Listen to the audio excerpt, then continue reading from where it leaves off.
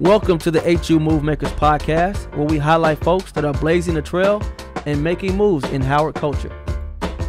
Welcome to the HU Movemaker podcast, where we highlight folks that have contributed to the legacy of Howard University at the highest levels. Today, we got one of the illest MCs to ever grace the yard. He went to Howard during the golden era, man. I mean, it was so many artists that was being pumped out, so much talent that was at Howard at this time. This brother's an entertainment lawyer. He had that hit single, Party Time. I know it came out when I was in high school. It was on Billboard Top 100 for 37 weeks. This guy got joints with Busta Rhymes, Kanye, Biggie, BET, Rap City, graduate of the School of C.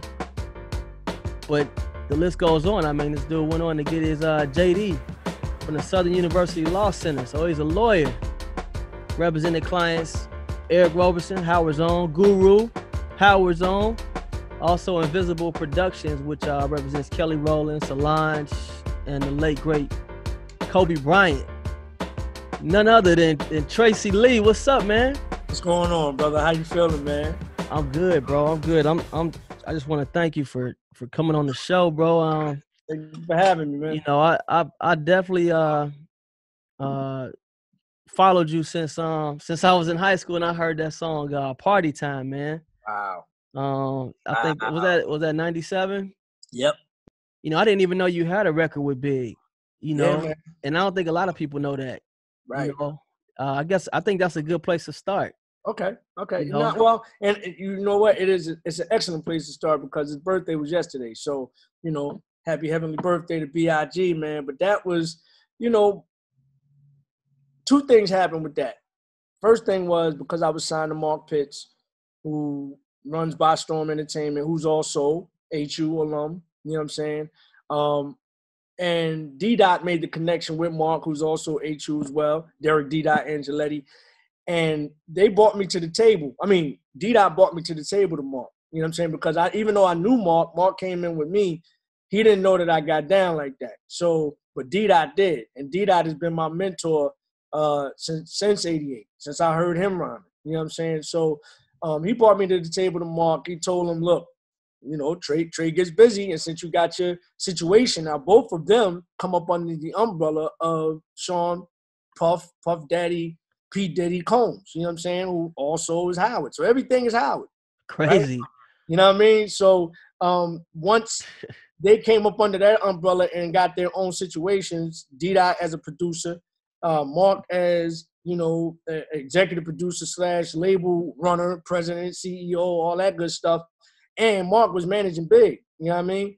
So D-Dot brought me to him. And then as Mark was listening to the demos, Big was in the car, you know what I mean? So Big and I give a shout out to C's too. I was just talking to him yesterday, you know, for Big's birthday. But I kind of, you know, in addition to D-Dot, I kind of credit Big for co-signing, you know what I'm saying, in order for me to get that deal, you know, because as he's listening to the tapes and listening to the demos and looking for confirmation, you know what I mean, Big, what better confirmation can you get from than from probably the upper echelon top MC at that given time. He's the creme de la creme. You don't get no bigger than Big. You know what I'm saying? So if Big is endorsing me, then the natural thing is, okay, well, cool. I'm going to sign him.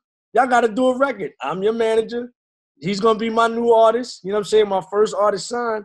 And so the rest is history from there, man. And that was probably, while as a signed artist, that was probably the single most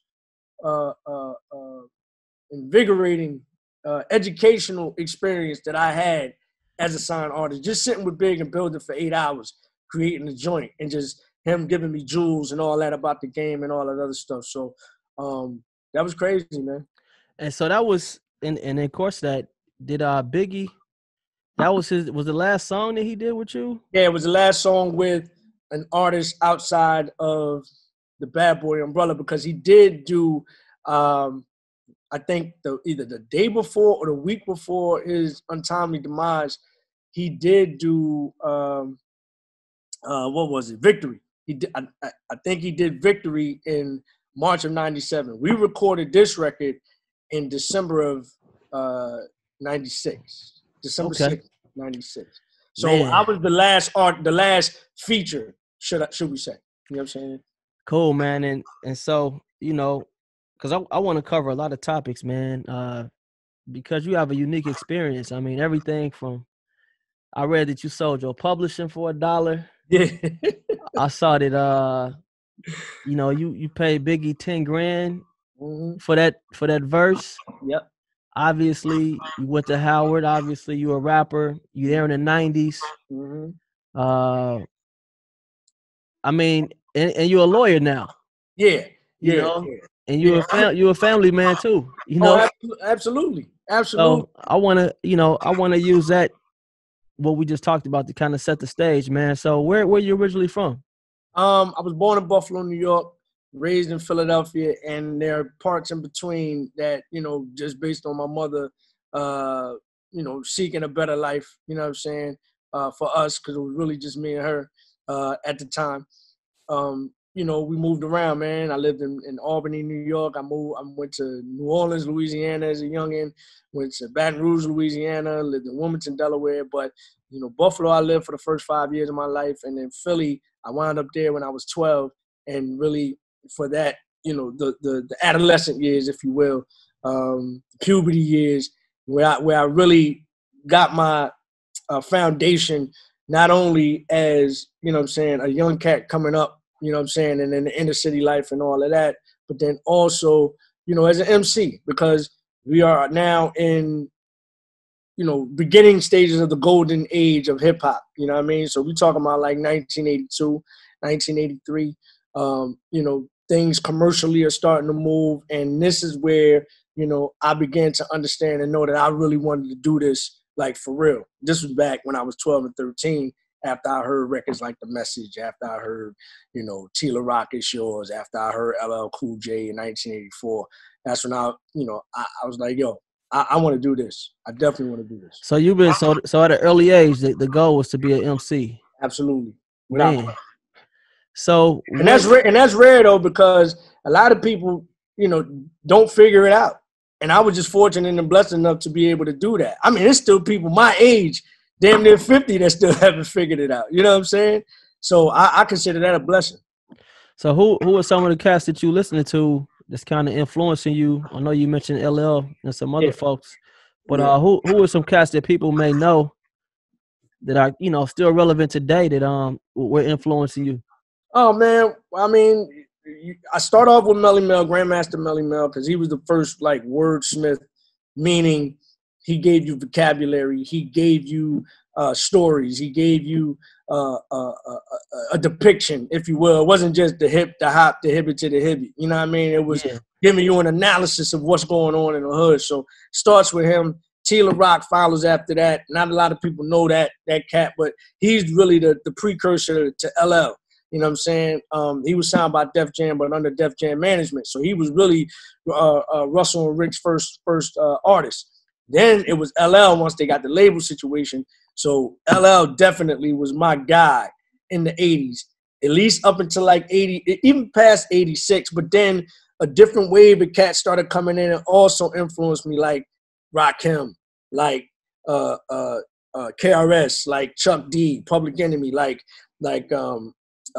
Big Daddy Kane, even Ice Cube. You know what I'm saying? Now you got all of these cats coming in that's giving you not only a different perspective, especially from Cube coming from the West, because I didn't know what was going on out there. And he definitely, in NWA, definitely painted a picture that was like, whoa. Even though Ice-T came before them, you know what I'm saying? It was NWA's impact. It just, you know, was bananas. So, but in particular, Cube was the guy. You know what I'm saying? So these are the guys that I, you know what I mean, growing up, that I wouldn't, and Kool G Rap. I'd be remiss if I didn't say Kool G Rap. Kool G Rap, definitely. These were the guys that I listened to. Didn't try to sound like them, but I just from an evolvement standpoint, it was taking what they did and then creating it and morphing into who Trey Lee is. You know what I'm saying? So when you coming up, I mean, this is kind of an era where hip hop is like the culture is kind of developing into like, you know, streetwear, I guess you could say. Like, are you breakdancing too? Are you battling cats? Because this one, I'm this battling. is the time when like battling is like I'm battling. in the hallway of school, like I'm cats. battling on the table, on the school, you know what I mean, in the Yeah. lunchrooms, on the desk and the tables, and wooden desk to flip up and all that. You had to start, you know what I mean? Yeah. Oh, we doing that. Matter of fact, I don't know if Cats is familiar with a guy by the name of Steady B. He's like the top cat in Philly, you know what I'm saying, at the time. So I called him out. I saw him one day. I believe we was downtown at the gallery or somewhere, but I called him out. Like, yo, I mean, but that was the culture back then. If you MC and I called out, he'll never remember this, but Jazzy Jeff and Fresh Prince came to our school and did parties. You know what I'm saying? Like, he would DJ parties at our school. I went to a boarding school in Philly. So, by the name of Girard College. And so everybody in Philly knows about Girard College. It's a school in North Philly, it was originally for orphan white boys. But after the Civil Rights Movement, 1968 and all that, you know, the desegregation aspect of it came in, and they started letting black males in, you know what I mean? But you had to come from a single family home, particularly single mothers. So that was one of the criteria. And so Cash used to come to our school and do parties all the time. Jazzy Jeff and the Fresh Prince, Cash Money and Marvelous. But one particular night, Jeff came in, brought Will. Will was the MC, and I called him out. You know what I'm saying? So, you know, that was just the nature. Will Smith, if y'all don't know Will Smith, you know what I'm saying? Fresh Prince. Yeah. I called him out in a battle, but this was like 86, I want to say. But that was just the nature of the culture. You know what I mean? Like, right then and there. It was no records, no subliminals, none of that. I was started off in a crew called the MC5. So this is back in the day where you had like Grandmaster Flash and the Furious 5. I was in a crew called the MC5, but this is when I was like 12, 13.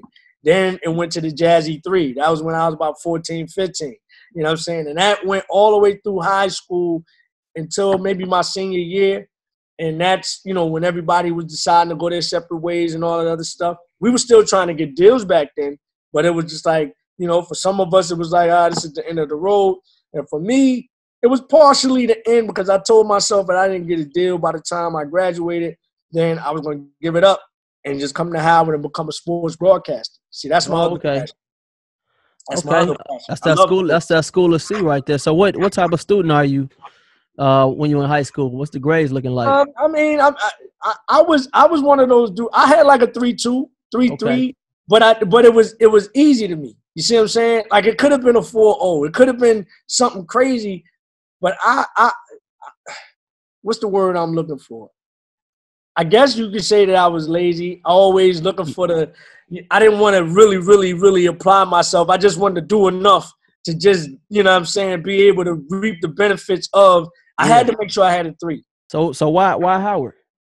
Oh man, I should ask you that. Why Howard? You know the answer to that. For me, man, I wanted to get away from my parents. But why Howard though? Girls. Yeah, there you go. Mean, it was like away from my parents. Check. Yeah. I was in another city, a big city. Check. Mm-hmm. I was around black people. Check. Girls. Check.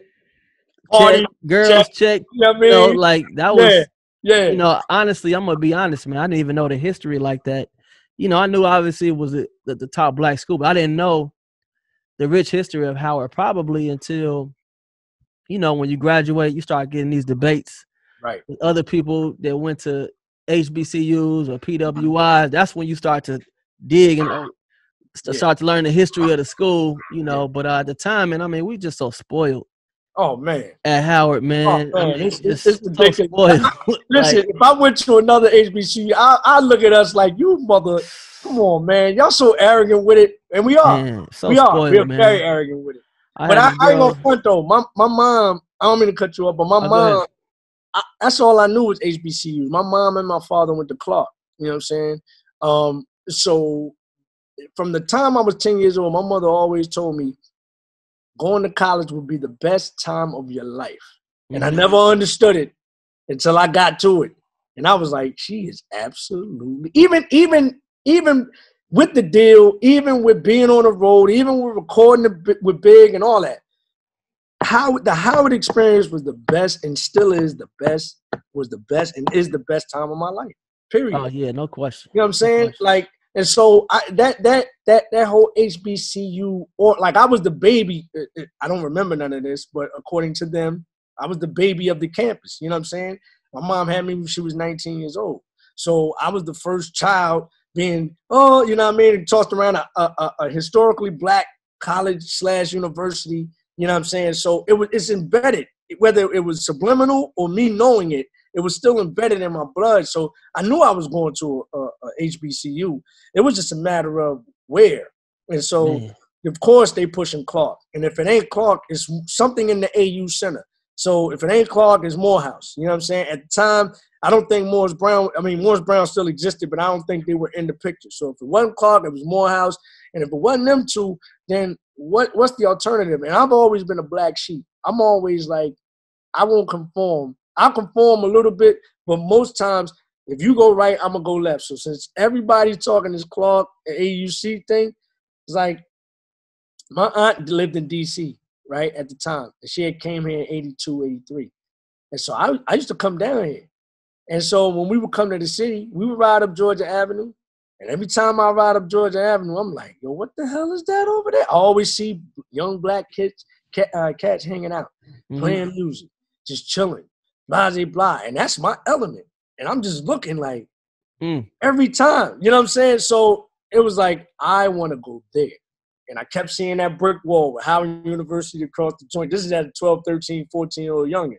So I'm like, oh, man, I'm going there. So I had my sights set on Howard probably from freshman year of high school. So what year you coming in, Howard? What year 88. you coming? Okay, you come in 88. So what's the scene like in 88? Like when you arrive on campus? I mean, I hear all these legendary stories of, you know, every class before you, like, oh man, you know, they want to say the living conditions was worse, but the homecoming was better, you know. Like, you know, that'd be true. Like what's the saying like when you know, mom leaves, they drop you off, you officially by yourself. Like what's the energy like? It's amazing. It's utopia. It's am I in Africa or am I at Howard? You know what I'm saying? Because I'm seeing just a plethora of black people, beautiful black people from all over the world, really. And it's like, wow. And getting back to the women, man, it's every shade, every height, every size, every vernacular, every accent. I mean, and we didn't even get to the educational aspect of it. I mean, and to be quite honest, I probably took the educational aspect for granted and didn't really apply, just like I did in high school, didn't really apply myself, just did enough to get by, all that kind of stuff, because I was so caught up in the culture. The culture was just phenomenal. So even though I had gotten a little taste of it riding by in high school, you don't really get the full effects of it until you actually put your feet on campus on a consistent basis. And so that's what it was for me. Like noon, you know what it is. Noon on the yard on a spring day, man. Man. You can't beat it. Can't beat it. It's funny because it's like, you know, that you got the yard right there. I bet you it's so many people that drive past Georgia Avenue at noon and don't even realize what's going on right there. Like it's so many people probably just walk past every day and never even step on that yard. Like, man, I mean, I remember just having classes in Douglas and then it's hot outside. Like that first time it get hot again. Yeah.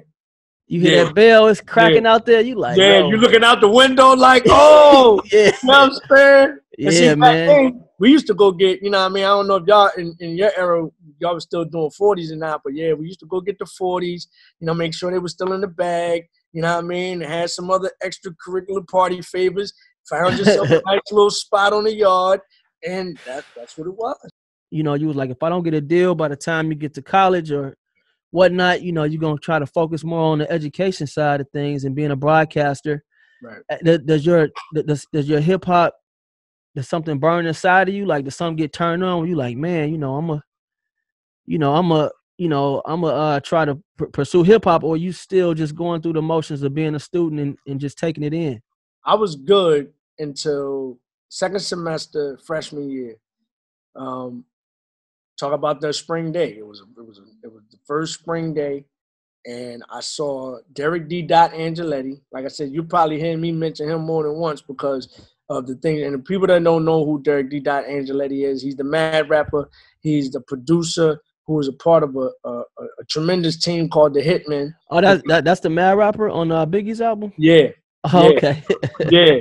He produced the Benjamins, which is the most played hip hop record ever.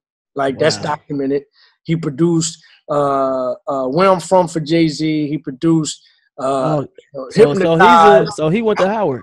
Yeah, he went to Howard. Wow. I didn't know that. Yeah. Man, so you know, he was in a group that's called what I'm saying. Like, it's, and you know what, I'm interviewing Shy tomorrow, man. Oh yeah, they'll tell you. They will tell you, and they was there, and they was there with me at the same time. You know what I'm saying? Who else? Who else was at Howard when you was there before? Let's take a detour real quick. Who else? You just said Shy, Derek D. Angeletti, Anthony Anderson, Carl Payne, aka Cockroach, aka from the Martin Lawrence Show. Who else? Taraji P. Henson. Marlon Wayans. Was Eric there? Eric Roberson.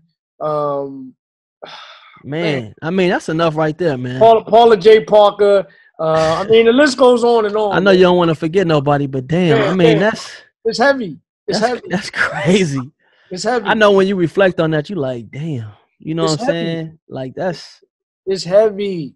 But the thing is that when people got there, we was all green. You know what I mean? Nobody was nobody except for Carl Payne. We had seen him on the Cosby Show growing up. You know what I'm saying? Oh, okay. But other than that, you know what I'm saying? We knew Marlon Wayans because of his brothers. But we didn't know Marlon did what he did. You know what I mean? But that's the beauty of Howard, man. It's like you got these organic relationships. Don't nobody know nothing. Don't nobody know nothing from nowhere. We just trying to get in where we fit in. Yep.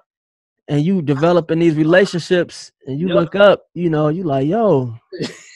You know what I'm saying? Like, this my classmate. I'm seeing this guy doing commercials. I'm seeing this guy drop an album. Like, that's right. That Howard experience, man, it's like no other. The network. Yo, it's literally Wakanda, man. Like, I remember when that movie came out, I liked the movie, don't get me wrong, but I was, you know, I'm looking at my wife. I'm like, yo, I kind of like lived this a little bit.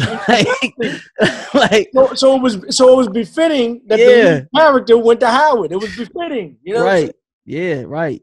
That's facts, man. So back to the, you know what I mean? So it's a spring day, Derek D. Angeletti. I see him and this cat named China Black, they rhyming in front of Black Brother.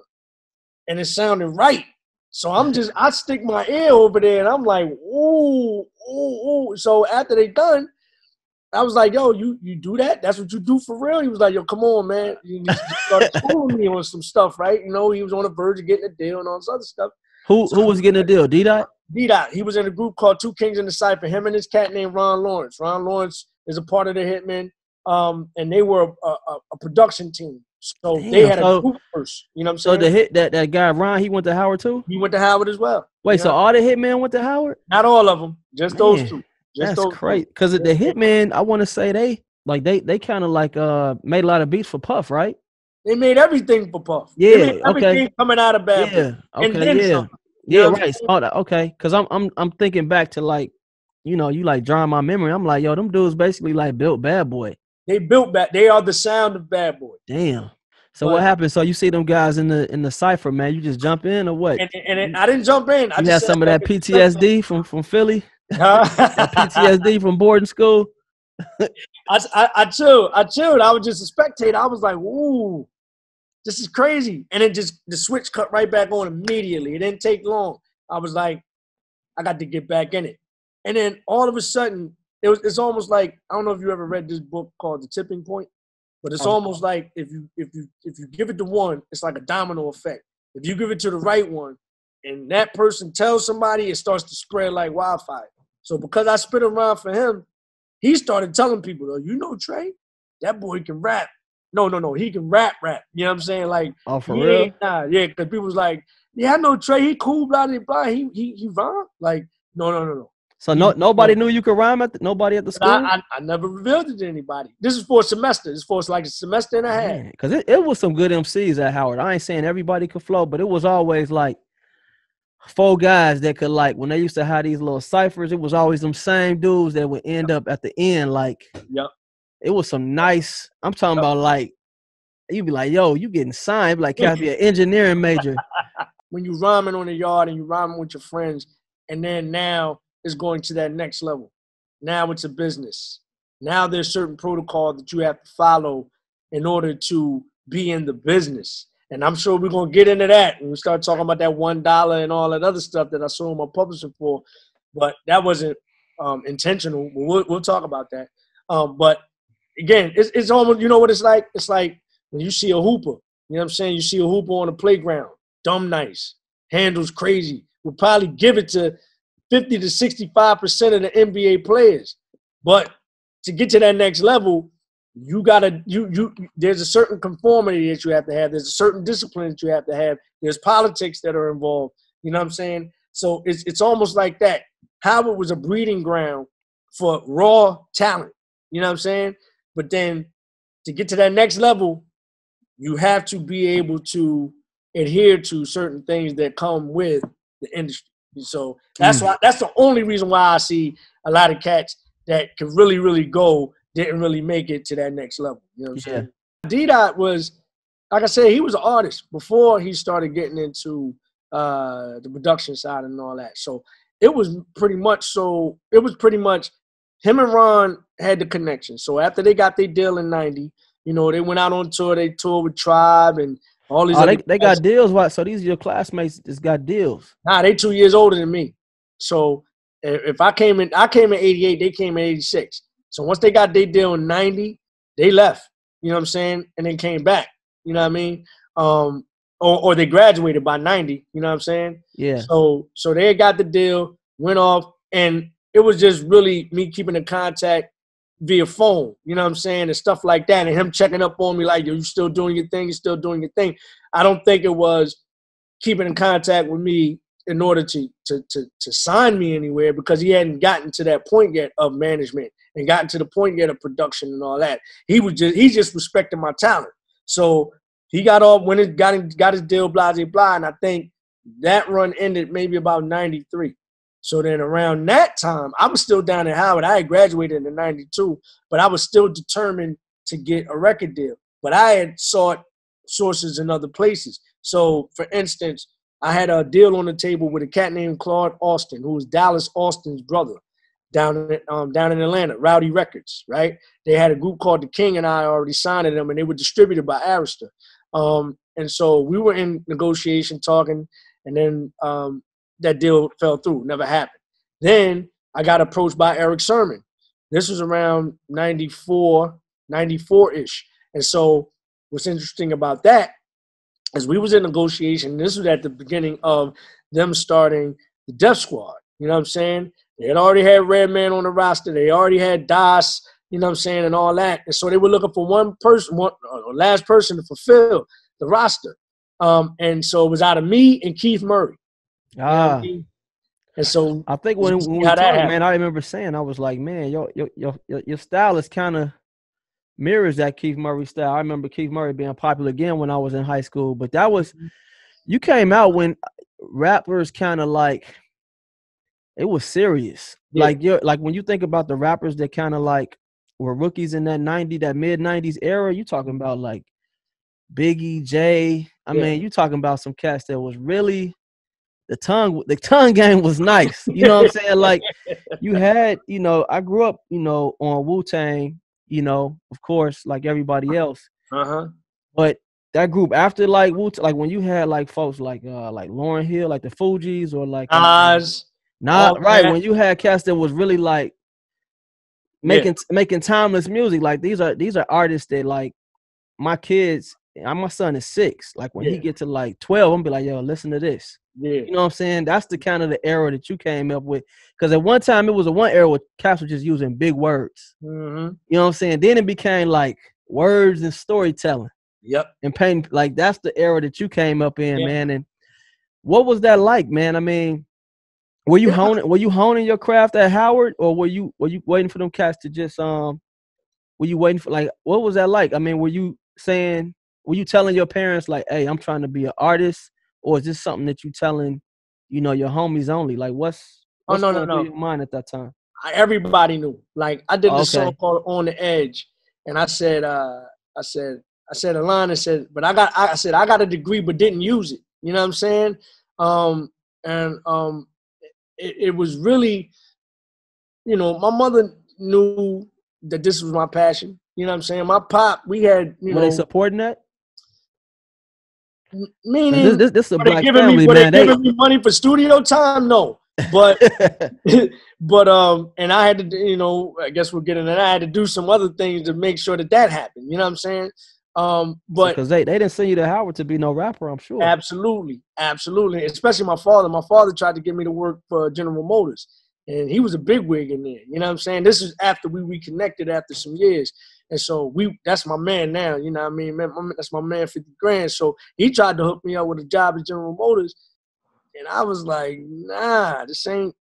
And so he was kind of livid with me for a second, you know what I mean? Because this is what, when I tell you, when I was 12 and for that little break that I had, coming into Howard, this was my focus. I knew that this was for me. I knew that this is what I wanted to do. I knew this is why God put me here. So I was unwavering in my conviction. You know what I'm saying? And so, I guess when your parents try to guide you and they try to influence you as much as they can.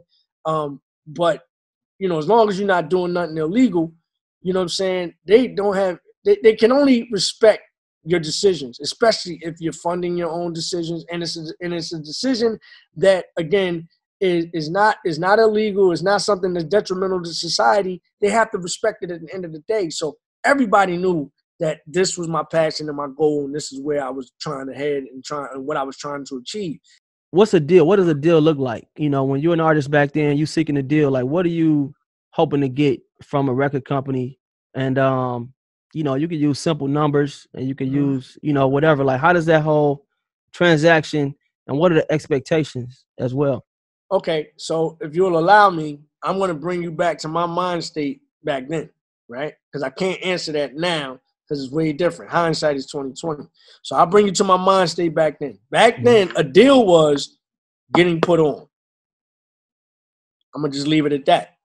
But I'll expound on why I'm saying that. Because you didn't pay attention to what the numbers were supposed to look like. You didn't pay attention to how many years you're supposed to sign. You didn't pay attention to only other thing you probably paid attention to was the advance. How much am I getting in my pocket right now? You didn't understand the lingo and the jargon of the actual contract and what it tied you into when you signed that deal.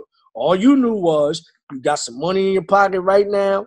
You're gonna get a video shot, couple video shot, be seen on MTV, BET, all of that. That's all you need. That's all.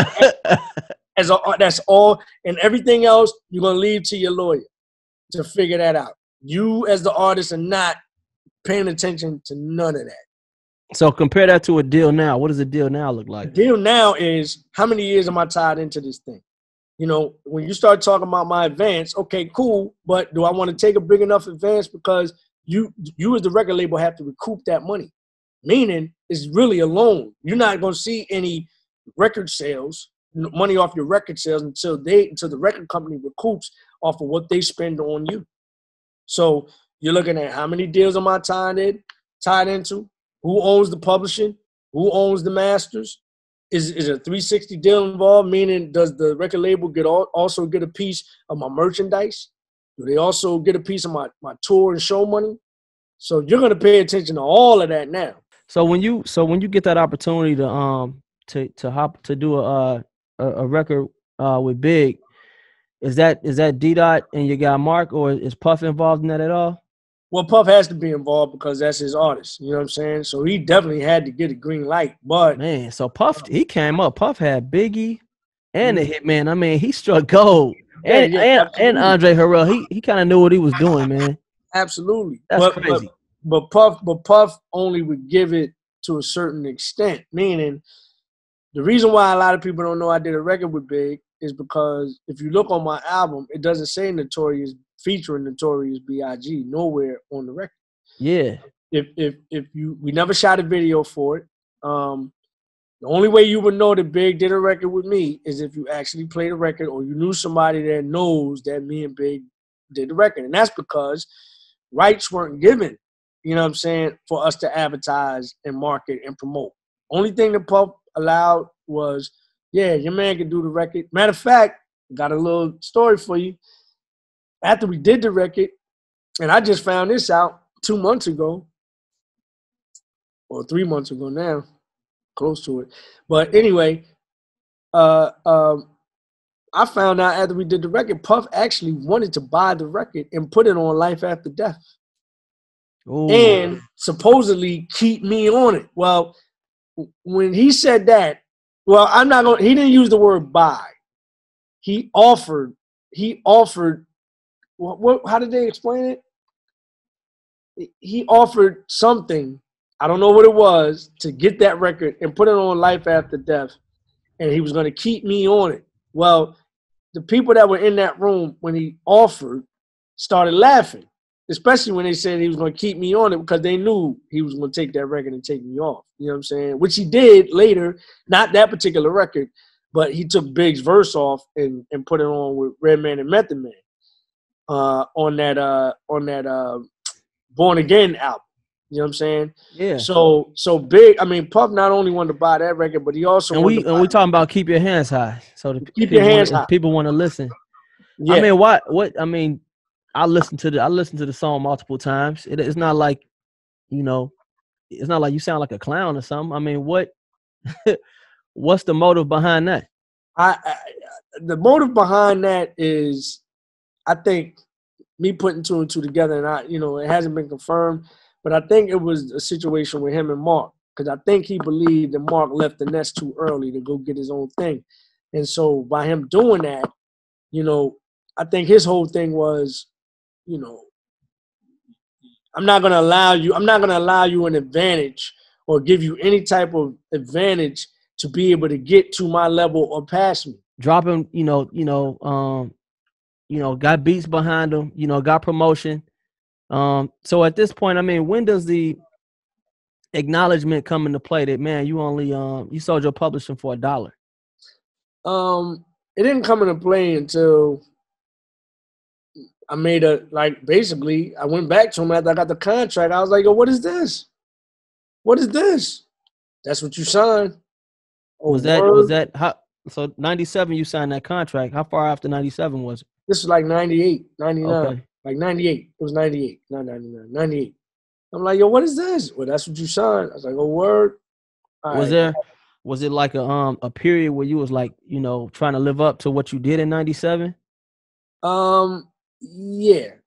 And you know what happened? Because I got another budget.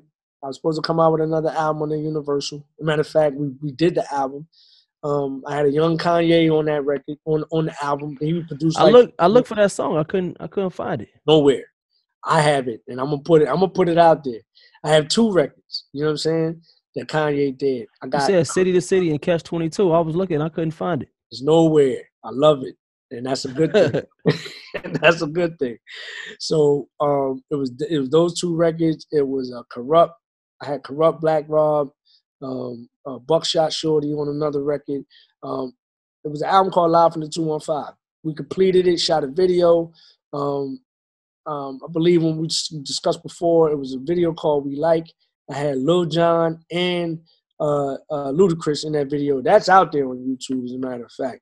And so that was supposed to kick off the second album. And then right before, you know what I mean, or right after we released So the joint with Kanye never got released? Never got out. Why is that? Because after we released that We Like record, then that's when I got a phone call from Universal saying your services are no longer needed, and we got dropped, and that album got shelved. Damn, how tough was that when you heard that? Did you know it was coming? Nah, not at all. But after thinking about it, hindsight is always 20/20. So you got to think about what was coming in Universal in 98. After I had my run in 97 and 98, here comes Nelly and the St. Lunatics. Here comes Cash Money. You know what I'm saying? So now they had the interest in the building. Those are behemoths. They had the interest in the building. See, when I tell you about the who's behind you, who's vouching for you, who and not to come at Nelly, because he, you know, when he dropped his first, I forgot what his first hit was. I was like, okay, this guy gonna be a one hit. Down, baby.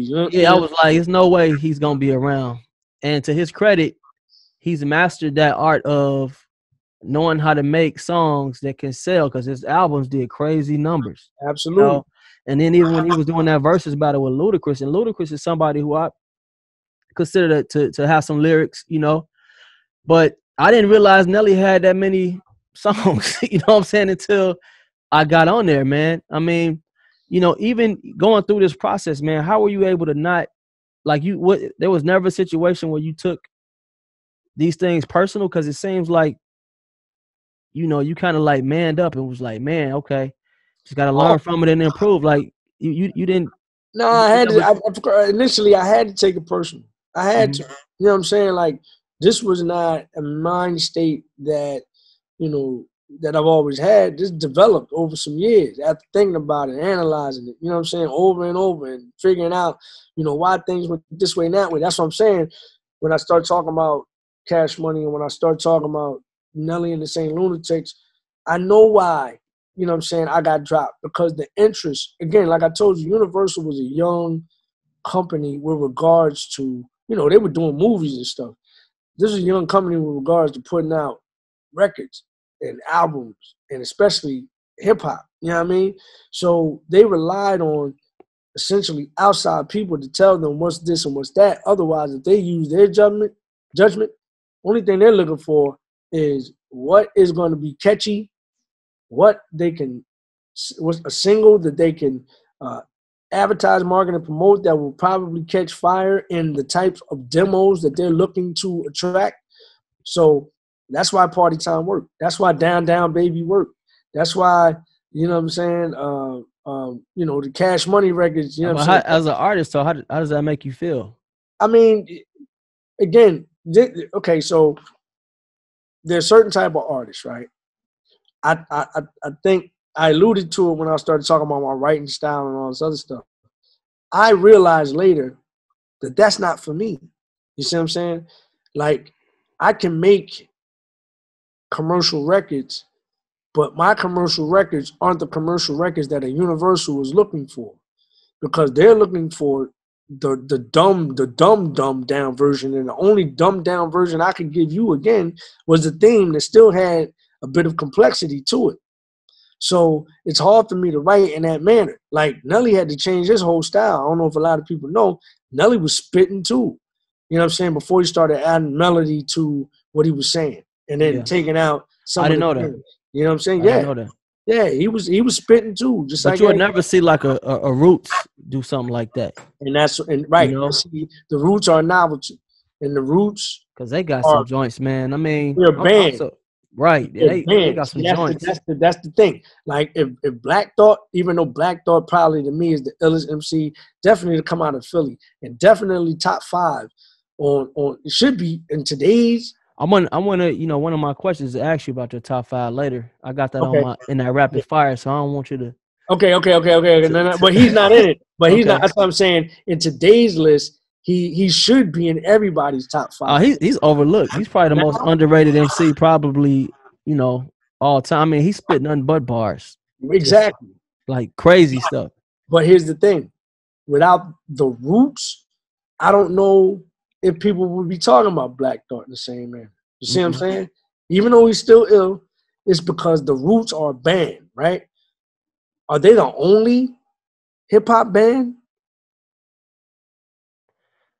I mean, I don't know if is Black Eyed Peas a band, or are they a group? I don't know. They're not a band like that. But they like pop. That's like pop too. But what I'm saying is, they got a horn section, they got keyboards, they got drums, they got, you know what I'm saying? In some cases, background singers. You know what I mean? Like, that's a full, like, that's a bit, like, who's doing that? That's what I'm saying. That's a novelty. So, you're right. So there's a space that they've carved out specifically for them. See what I'm saying? Yeah. So other people, when we start talking about commercial viability, then you have to be more than just a spitter. So it sounds like to me, you know, because you were, I guess, so laid back and like, yo, I guess not center of attention and not like the guy that wanted security and all of that, it kind of backfired in a way because even still, you have bars like you could easily be, let's say, maybe your album not going platinum, but I would still expect to hear you on some features. Right. You know what I'm saying? Like a Roots album, right? You know, some type of. I would expect to hear you on some right stuff here and there. Like, oh yeah, he went to. You know, I would have expected to hear that, man. And I guess you got to be intentional, not just in but just in life. Period. You got to be intentional. About building relationships with folks, man. Right. That's right. You hit it right on the head. You hit it right on the head, dog. Like I couldn't explain it even better. You know what I'm saying? Like that's exactly what it is. And all like, okay, I'll give you an example that'll sum up everything that you just said, which is perfect. I told you I moved around to different places as a youngin'. So I was always like the new kid in the school. You know what I'm saying? But I was never the new kid that always looked for the popular circle. What I would do is take my ball and go over to the side court and just start shooting by myself. And then all of a sudden, going back to the tipping point, there's one person that'll notice, like, yo, and come over there and say, yo, what are you doing? And then check me out and be like, yo, you could ball. Oh, man. And then they'll go, hey, guys, oh, hey, did you know Trey can hoop? Yeah. And then all of a sudden, either they would say, well, come over here and play with us, or they would come over to me. You see what I'm saying? But that is giving you a glimpse and a picture of the type of person that I am. I'm never the one, and to a fault in certain cases, but I'm never the one to seek out the circle. I go do my own thing, and then we'll see if somebody notices. If they don't, I'm perfectly content with playing by myself. You know what I'm saying? Man, so, and that's weird because in two respects. Number one, so just in doing this podcast, you know, I talk to people that are very successful that come out of Howard. A lot of people that are entrepreneurs or like successful in corporate, they talk about, man, you got to be intentional. You got to position yourself in a way that they know you need. They can't go around you. They got to bring you along. You know, listening to you, it's like, yo, you was just like, hey, you know, it was more so like, if it come, it come. You know, if it don't, it don't. I want it. Don't get me wrong, I want it, but like, I'm not about to like, you know, change up just that's for it. You know. That's it. You know what I'm saying? That's it. So it's interesting, man. I mean, a guy like Jay-Z, who what's interesting about Jay-Z is like his art matches his business acumen, like kind of like it's like on the same level. And I guess you could say he's kind of the guy that's not center of attention, but he is center of attention at the same time. Like, that's, I don't know, man. I guess he's kind of like a outlier too. You know, he's definitely an outlier, and I'm gonna tell you why. Because if you listen to his story with him and Dame, it's just that the beautiful thing about that is he had somebody, and this is you're right. You're right. You know, I know what you're about to say. Go ahead. You know what I'm about to say. Yeah. So he had, and this is somebody that I think would have catapulted me if I'd have had that one person. Right. The way the Dame does. You're right. You know what I'm saying? Man, you're right. You're right. You're right. Because Dame was the business guy. Dame was the entrepreneur. Dame was busting down the doors. Dame was the one that be like, yo, y'all know what's going on over here? I'm going to show y'all what's going on over here. We're going to do our own thing. And he was the loudmouth. You see what I'm saying? Wow. Jay was never like that, and still not like that. He got enough people now to really speak for him. You know what I'm saying? Facts. Yeah, he ain't got to say nothing, man. So it's kind of like he's in that unique position now where less is more. You know what I mean? Wow. Yo, that's nuts, man. I mean, you could literally come out with a book about the parallels of like what you've learned and like branding. You know what I mean? Like all of that. I think that would be dope. You know, about, you could talk about branding. You could talk about, okay, positioning yourself, you know, when to fall back. Really, I think what's critical, and you brought up Jimmy Iovine earlier.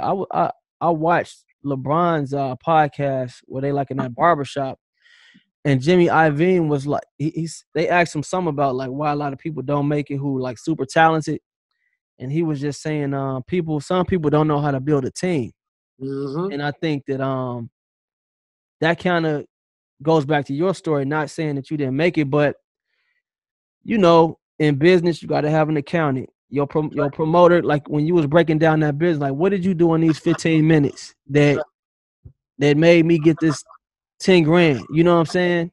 And so, you know, when you look at Jay-Z and Dame, it was easy for Dame to be like, hey, I know this what I did. Like I put this on the, you know what I'm saying? And when you ain't got nobody that's, you know, when you got people there that's kind of just along for the ride, or, you know, they don't let the artist focus on the art, you know, you kind of have situations where there may be some missed opportunities, man. That's right. That's it. Right. I mean, this is all this is great, man. Yeah. I love how this just shook out. Yeah. You saw it plain as day. That's exactly what it is, bro. Yeah, because you know, it's like when I listen to the lyrics, I'm like, okay, it's not like this dude is a bad artist. You know what I'm saying? Like you say you're almost 50 and you still able to, you know what I'm saying? You still can go at cats. You know what I'm saying? Like still, it's not like, oh, okay, a hip hop, a hippie to the, you know, like it's like you because I study, man. I study the young boy. I study everybody. Like I'm just one of them. You know what I'm saying? So it's like and my ego want to allow me, if I'm gonna still do it, I'm gonna do it. I'm not just going, you know what I mean? But that's good though. I mean, peace of mind means everything. I mean, to be able to say, you know, hey, because the main thing is that you're good at living with the consequences, you know. So it's not like you got a chip on your shoulder or you upset with this person, that person. You like, hey man, hey, I messed up, you know, or I should have did that, but you know, hey, we learn from it, man. So I mean, when you think about how you sold your publishing, you know, for $1, I mean, are you able to quantify that? Like, what's the value, the dollar amount, if you would have? It's 10 grand. Huh? This is how I take solace in it, right? I messed up. That was a faux pas on my part from ignorance and just being careless. I lost the contract. I didn't have any proof, so I can live with the fact that, you know what I'm saying, I took the L on that because it was truly I had the proof in hand and I lost it or misplaced it.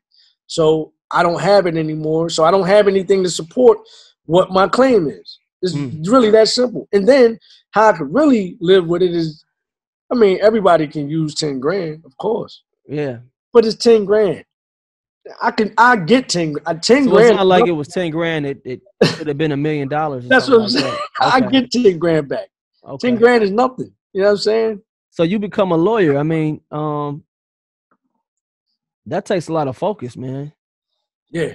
To become I mean, that's like a tale of two stories. I mean, you go from you valeting cars, you working grocery, you at Howard.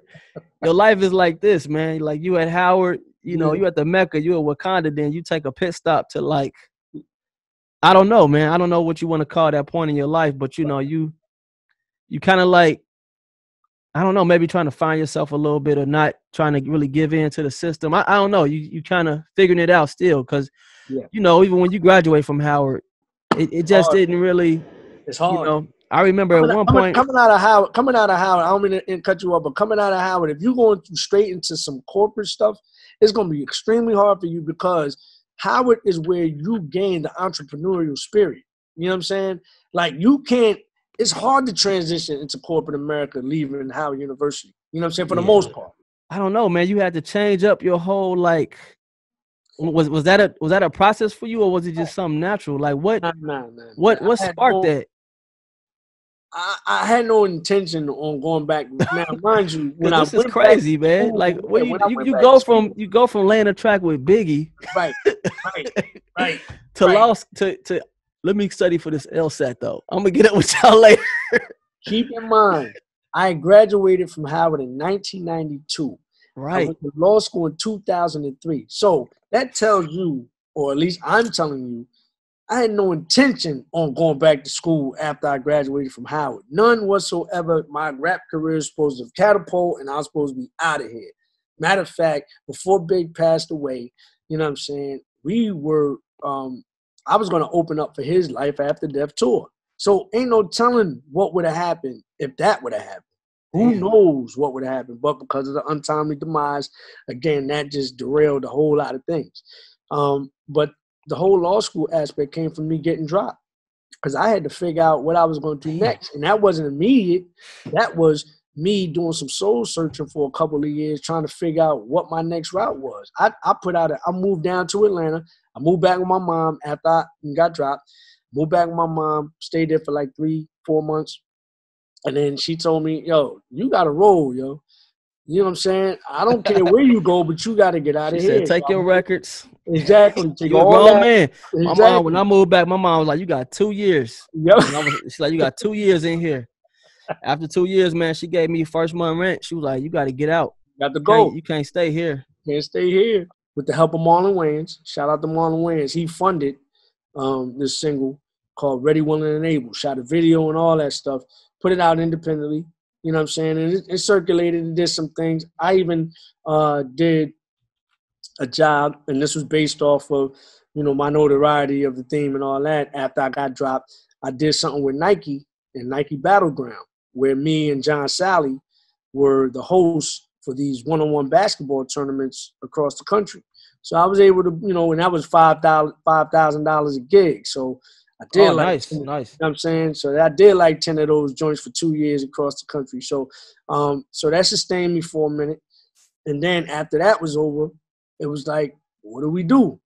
And so, you know, I'm just thinking back and you know, going back to the whole lawyer thing when I first signed my deal. Now, this is the part of the story that I didn't tell earlier. That lawyer that I hired back then was not an entertainment attorney. He was a corporate lawyer. So although he knew some of the basics of a contract, he didn't understand a record contract. He didn't understand the jargon of a record deal.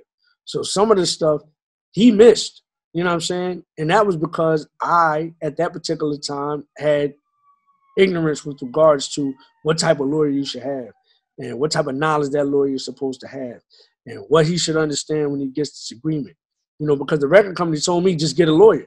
They're not going to tell you, you know what I'm saying, because that's a disadvantage to them. They're not going to tell you, yo, go get a shark that really understand what this business is about. You know what I mean? So based on that, you know, and based on, you know, me rewinding the tape in my head, it's like, how do I become not only a better artist, but a better businessman? Wow. And the last thing, and not the last thing, but the first thing that popped up, and this was through a lot of prayer. This is through a lot of, you know, I'm a spiritual cat. I'm a firm believer in God, you know what I'm saying, and all the blessings that he has bestowed upon me. It's like, you know, the first thing that I get is, yo, become a lawyer.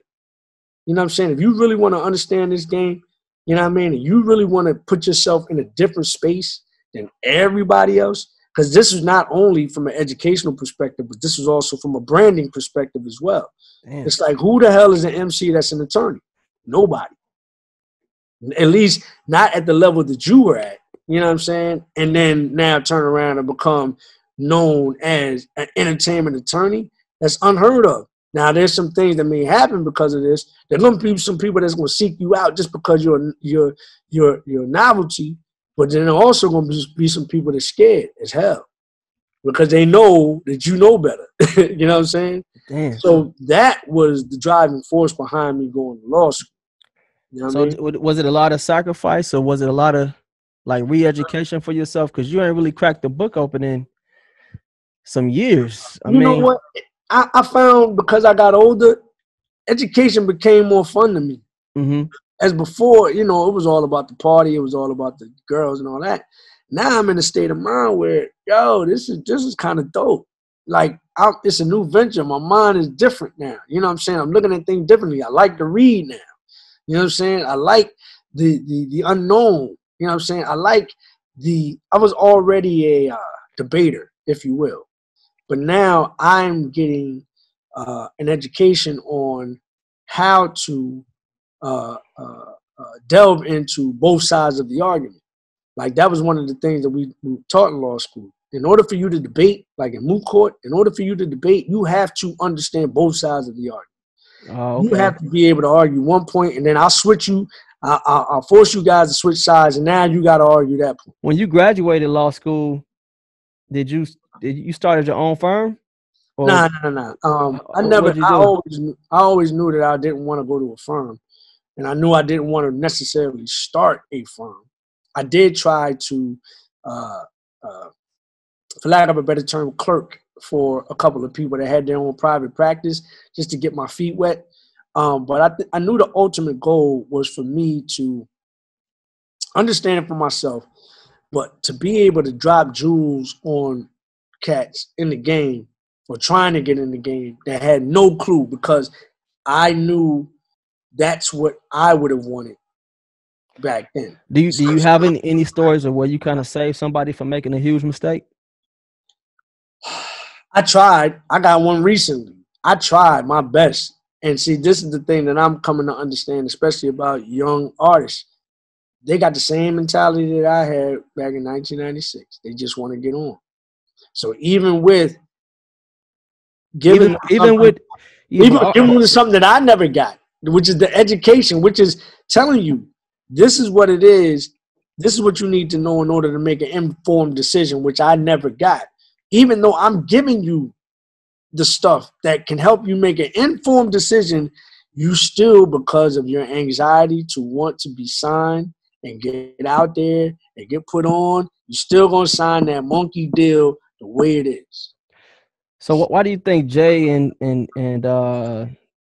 Dane were able to just build their own label? Is it because, I mean, because today seems a little bit easy. They have money already. Okay, so if it would never been for like Biggs and I guess the other extracurricular things, right, they would have took that deal. So okay, because today's artists, you know, it's clear, like, if you got a lot of artists come to the table with a following already, which is, you know, confirmed by their social media, you know, so they have that type of leverage.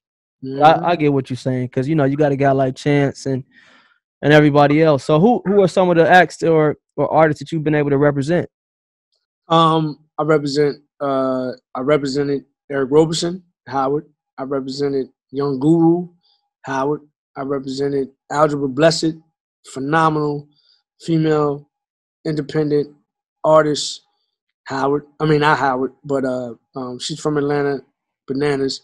I represented a company that did some work with Kobe Bryant, as you mentioned earlier. Solange, Knowles, Kelly Rowland. Solange was when she was DJing, so I did a couple contracts for her. Kelly Rowland on some personal appearances, you know what I'm saying? You know, those are the people that people may know. You know, how rewarding is being on this side of the business versus you know, being an artist? I like the educational aspect, man. I still, even though, you know, because there's some artists, in all fairness, there's some artists, young artists that I've worked with that have actually used the pieces that I've given them in order to make, you know, I guess the best decision. Even though I still wouldn't have signed it, you know what I'm saying, it still was better than them signing that deal as is, whatever it is, whether it be management, whether it be producer's agreement, what have you. But it's rewarding from an educational standpoint, just to be able to sit in front of cats that are green, that know something but don't know it all. And maybe I have a leg up because I've been in this business and I have the educational piece to be able to provide them with that missing piece, so that they're like, oh, I never looked at it like that. Like, I just did that with a contract that I just got hired for yesterday or today. Do you think that a label has a responsibility to give an artist a good deal? Nope. They have a responsibility to give a deal that's in their best interest. Remember that what was Puff on, and then the Locks called up on the radio? Yep. You remember that? That was crazy. Yep, absolutely. Nah, man, like you have to be. You got to understand in this game, if you're an artist, that this is a business. So they don't. Their interest is in their business. Their interest is in the money that they're putting up for their business.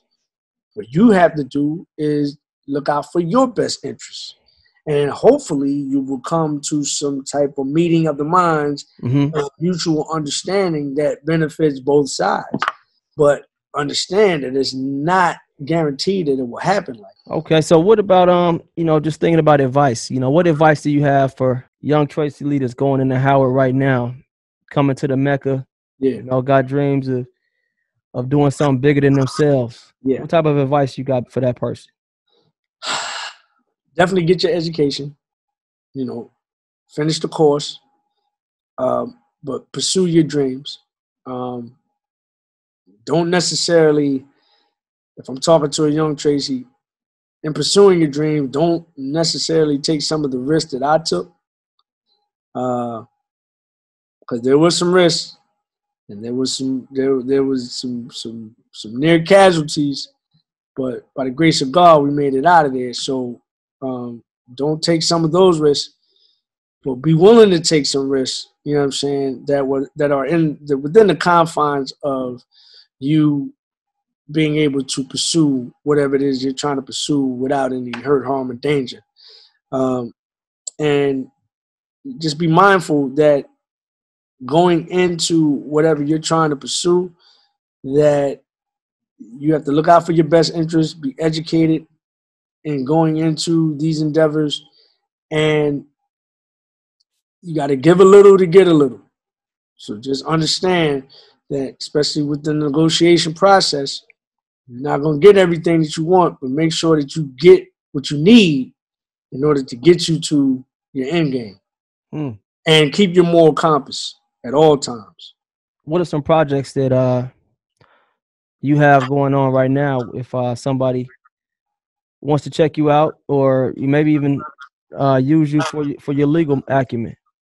Yeah, I'm always available with regards from a legal perspective. I'm always available. You can reach out to me on my website, TraceyLeeMusic.com, for all business. I also have a company called Left Entertainment, LLEFTENT.com, that not only deals with music, but also deals with television and film, which is my wife's side of the house. You know what I'm saying? Children's books. She does that. She's a publisher. Dope. As well. And so right now you kind of got your hand in a few things. Oh yeah, absolutely. Absolutely. Any and everything. You kind of enjoy having that freedom to man, it's the greatest thing in the world, man. The greatest thing in the world. Because I enjoy what I do. Like you alluded to in the beginning, I put out an album in 2014. I put out an album in 2019, and Be Prepared, which is Expect the Unexpected, produced by my man Juris, and be prepared for a new album coming in the next couple weeks, produced by my man Juris in 2020, called Glory. You know what I'm saying?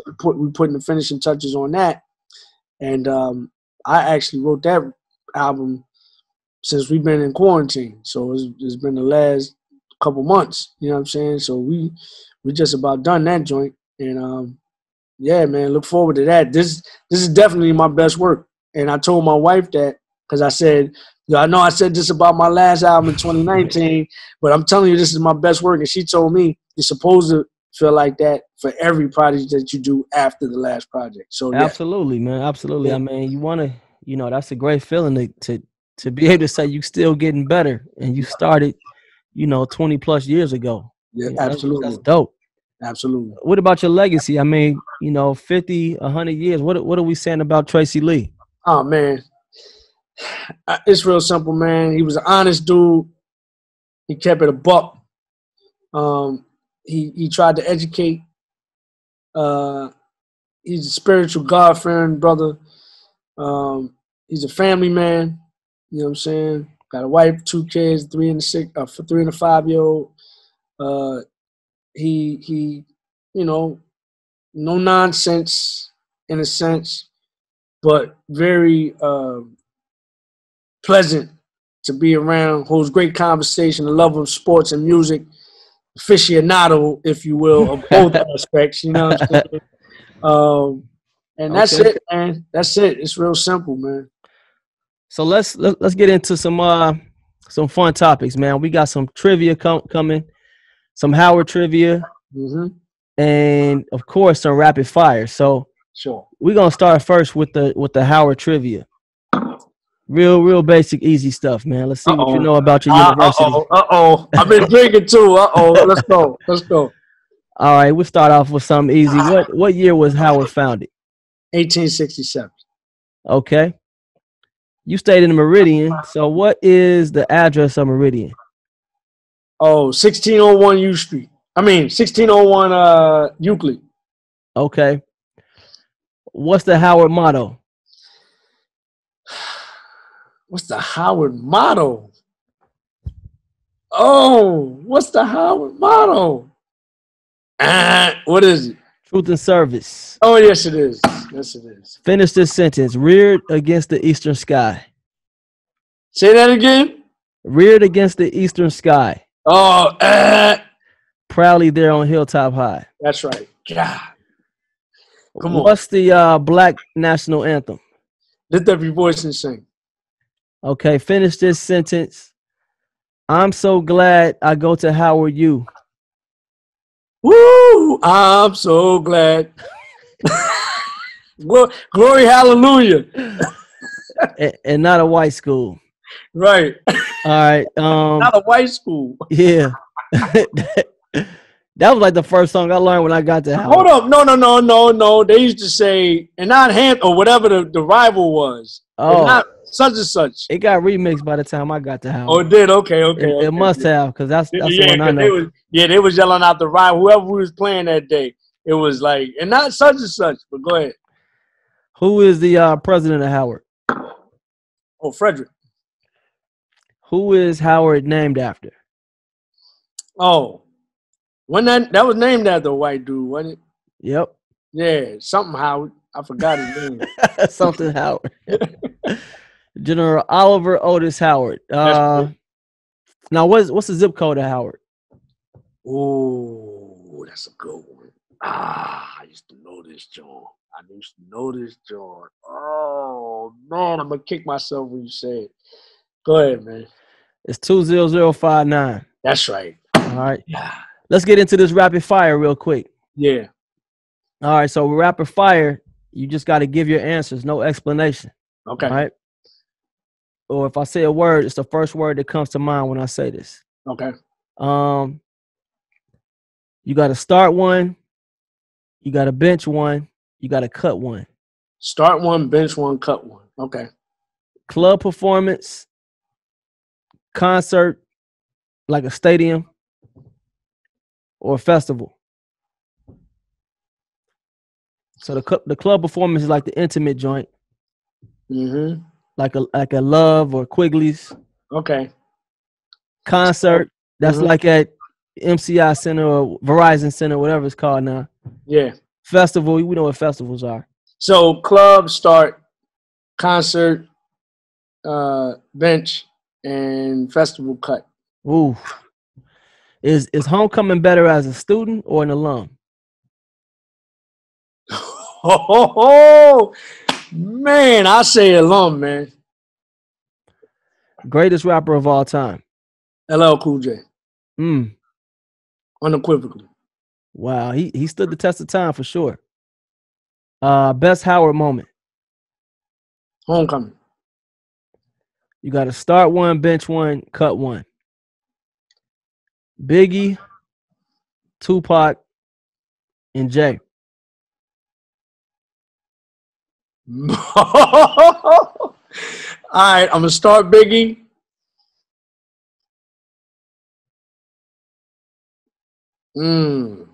Damn. I'm gonna bench Tupac and I'm gonna cut Jay. Ooh, that's tough, man. Yeah. What comes to mind when you hear the words Howard experience? Black. Your biggest failure? What's the big? I don't feel like I failed at anything. I feel like I learned, but I guess for this purposes of this. Well, biggest learning experience? Biggest learning experience is the business, the industry. You got to cut one, start one. I love these. I love these. You got Rakim. KRS-One. Woo. Big Daddy Kane. Oh, oh man. Oh, you are not right. Starting Rakim, bench Kane, cut KRS. Oof. Yeah, that's tough. That's tough. All right, label or independent? Indie. Annex or quad? Annex. Oh. Oh. An artist you always wanted to work with? Oh man. Black Thought. Jordan or LeBron? Jordan. That's easy. All right, last question. Ho Chi or China Wonder? China Wonder. Cool. They had the best fish sandwiches in the world. Oh man, thank you, brother. I appreciate you. Anybody want to follow me on IG, you can go to Tracey Lee ESQ. If you're on Twitter, you can go to TRAYLEE Trey Lee. Like I said, it's TraceyLeeMusic.com for my website, and LEFTENT.com for my other website, man. And I appreciate you, brother. Absolutely. Thanks. Thank you for joining the HU Movemaker podcast, where we highlight folks that have contributed to the Howard legacy at the highest levels. To hear more interviews or purchase merchandise, please visit www.humovemakers.com.